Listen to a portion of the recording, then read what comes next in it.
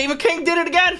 He did it again. We can't keep letting him get away with it. But before I get away with this and just start talking, hello, my name is Andrew, also known as GivReads, also known as Andrew Givler, also known as Sigils. I'm a YouTuber. What's the order? In this channel, I'm a booktuber, author, YouTuber. Other times I'm a YouTuber, author, booktuber. I don't know, man. Listen, I like to keep busy.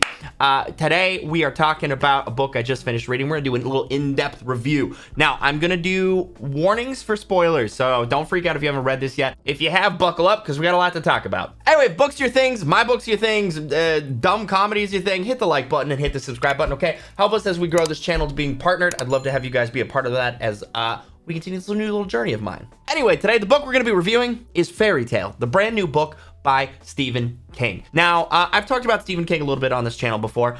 His book on writing is probably one of the fundamentally most inspiring books to me when in my own journey to become an author. I was afraid to write until he told me to not be afraid and just do it, basically, right? If the most prolific writer of our era was like, hey, just shut up and write books.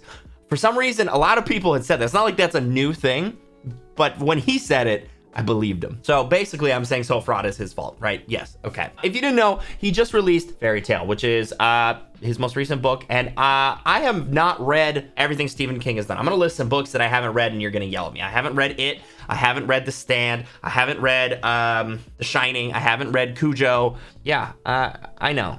I haven't. For whatever reason, I missed Stephen King train earlier. Actually, the first book of his I ever read was on writing, and that inspired me and impressed me so much I started reading more. The only series of his that I have read is The Dark Tower, but that kind of turns out to be relevant. This is a minor spoiler, but it not really. Like, again, it doesn't actually contribute anything. Fairy Tale, I think, is set in the Dark Tower universe. Now, I think the Dark Tower universe, to be fair, is a little bit of Stephen King's MCU. I think a lot of stuff crosses over into it, so that's not saying a lot, but they definitely make references to the Citadel and some other very specific phrases and things that are definitely very gunslingery, and it feels like a little bit of an homage, but I like it almost more. Now, okay, hold on, that's crazy talk. Obviously, I've talked about the Gunslinger on this channel before because the Gunslinger is considered to have the greatest opening line of all time, and that's still true. Gunslinger still the thing, but a lot of the vibe is the same. If you guys don't know the plot, I'm gonna give you the general sort of spoiler-free summary, but I will go a little bit in detail, okay? So brace yourself, but here we go. The main character is a 17-year-old boy,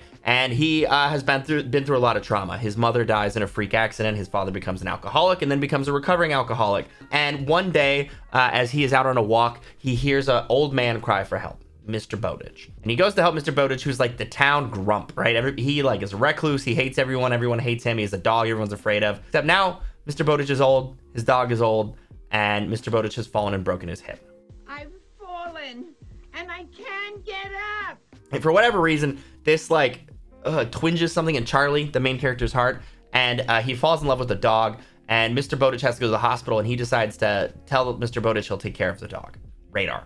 And while Mr. Bowditch is in the hospital, he becomes pals with the dog. He begins to fix up the house, and slowly the two of them become friends. And I gotta pause right here and just say that this is not a compelling beginning, right? But one of the things that I like about Stephen King is I think he's a good enough writer that he can make boring scenes interesting, right? There's almost nothing interesting about that except that everything is interesting. The book is written in the perspective of a memoir or a thing that is already completed, right? This is the main character writing his account of what happened. And I love that style because you can do such cool foreshadowing. And for such a gifted horror writer like Stephen King, I think that's something he's really good at. Other books that do this really well is like Name of the Wind, Empire of Silence, aka the Sun Eater series. I always call it Empire of Silence, but the Sun Eater series, which of course, you know, I talk about a lot as being some of my favorite styles. I love that post style, like the recap thing, because of sort of the cheap ways that you can use it for suspense. I like suspense. Anywho, so we know that bad things are coming this whole way through. And eventually, Mr. Bowditch is getting released from the hospital. He has a huge hospital bill. He says, Charlie, I'm gonna have to trust you. Go into my bedroom, go into, you know, my closet, chest, whatever. In there's a vault. Open the vault, here's the code. Take like this much pounds of gold and go sell it to this like jewelry guy a town over in a backroom deal. Like for $78,000 worth of gold or something. Turns out Mr. Bowditch just has piles of gold that are like little BB-sized pellets. Charlie's like, what now? Turns out, through a series of events, that Mr. Bowditch was guarding an entrance to the multi-worlds to Emrys, which has the Citadel in it and is connected, I think, to the gunslinger. He dies. Charlie goes on an adventure and then gets thrown into Emrys, which is, you know, in disarray and stuff. And he finds himself in the middle of a fairy tale. And there's all kinds of like fairy tale references written in there, right? There are mermaids, there are Rumpelstiltskin type things, Jiminy Cricket, stuff like that, but all twisted and horrified by Stephen King. And so he goes on this journey to save the dog, to save the country, get the girl, do the whole fairy tale thing, right? And I love it because it's like kind of a corrupted Disney story thing while it's going through. It's really good, guys. It's really, I found myself enjoying it the whole way through. I read it in about 3 sittings. I highly recommend it. And if you do want to check it out, you can use my referral link in the description below. I get a little kickback for that. It helps me keep doing what I do. So I do highly recommend grabbing it. I gotta say that as I was reading this, I was once again struck by the thing that makes Stephen King great. And there's a bunch of stuff, right? I mean, he's one of the greatest living authors. He's written so many books. I believe it's 60 books and every single one is a bestseller. That's crazy. I've already lost that, I think. I mean, I guess technically I was an Amazon bestseller on my first book, so I could kind of, but you know, like New York Times, there's a difference. There's a difference. Dude's a legend, and it's hard to say that there's just one thing that makes him great. But one of the things that I enjoy about him really stands out in this book and stands out in Gunslinger. So if you like the Gunslinger, first of all, you need to read this. Second of all, if you like this, you should read the Gunslinger. I'll put both in the description because I'm greedy like that. But he's really, really good at, I don't know what to call it, like syntax or parlance or slang. Whenever he's talking, everybody's mama has a phrase they used to say that's like makes no sense but also makes sense. You know, they're like, well, you can't get wet on 2 days with days, and everyone's like, what? But it like works. He has just a million of those, and then he always has like word that like, I guess it's syntax, but that's like not quite. Characters always have a really vibrant way of speaking that's very culturally driven. So like when he's in the fairy tale, he starts to pick up their slang and they all call each other like kitty, like, hey, bucko. But like they all say, hey, like, hey, kitty, slow down, you know, like Kiddie. And it's just this little touch, but it just makes it all feel so rich where like you feel as out of place as the main character because if you went to another world and they all were just like, oh, hey man, how's it going? It doesn't feel that different, right? But when you're going through these disturbing different realities and all of a sudden they're like, hey, they're like, hey, kid, slow, you know, like, I don't know, the way that the language shifts, but it like culturally shifts, always makes me feel really out of place when I'm reading it, but he does it in such a fluid way that it doesn't disjoint me out of the book. It just like gives me the sense of uncomfortability that the main character should also be happening. And I think that's really hard to do. The number one thing that upsets me when I'm reading fantasy, especially fantasy that takes place either in another world or like in a medieval time, is word choice. Word choice. And I'll throw in any genre that's historical. You know, when there's medieval fantasy and they say, okay, I want to die. I do. I'm sorry. If you wrote a medieval fantasy book and you said okay in it, I'm still alive, but just barely. But also no shade. Like, you know, there's a delicate balance that has to be struck here. You don't want to make it so archaic that it's no fun to read.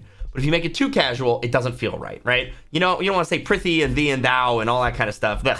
But okay, a bit too far on the casual side, in my opinion. And I think Stephen King nails it every time. One of the things I really, really liked in this book is that he had sort of a magical way of understanding what people meant. The fairy tale was forcing these two worlds together, and so it was solving this for them. So sometimes somebody would say something that sounded really modern, but Stephen King would say that like, he didn't really say that. It's just that like, that's what the main character's brain understood it to mean. And I thought that was a really good touch that helped keep it in that flow. So I think it's something that he's really attuned to and that he really enjoys.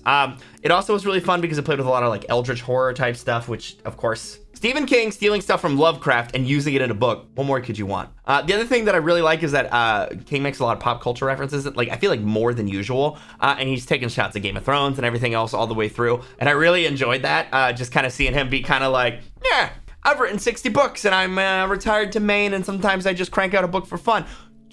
I got some opinions. I don't know. I think it was really fun. I really liked the book. I think the ending was great. I think that it was fantastic. I think the storytelling was phenomenal as always, and it was weird and unpredictable. I never know where a Stephen King book is going, at least in that like universe, the Gunslinger Dark Tower universe. And so I really enjoyed that. And this is a spoiler, but I'm so glad he made the dog young again. That just, it's like an adventure book and a horror book in jammed together inside a fairy tale burrito. But then the dog comes home, and that's kind of beautiful. So, if you're looking for a book to read, I highly recommend it. Go grab it. I hope you guys enjoyed this book. If you have read Fairy Tale, let me know what you thought of it in the comments below. Let me know if this review was in-depth enough. Would you like me to go more in-depth with specific plot points, or do you like the high-level stuff that just kind of encourages you and gives you the gist? I'm trying to figure out exactly what's like the most fun to do with this. In the meantime, guys, make sure you hit the like button so that you get notified when I have more videos. Hit the subscribe button to pad my ego. I'll see you guys in the next one.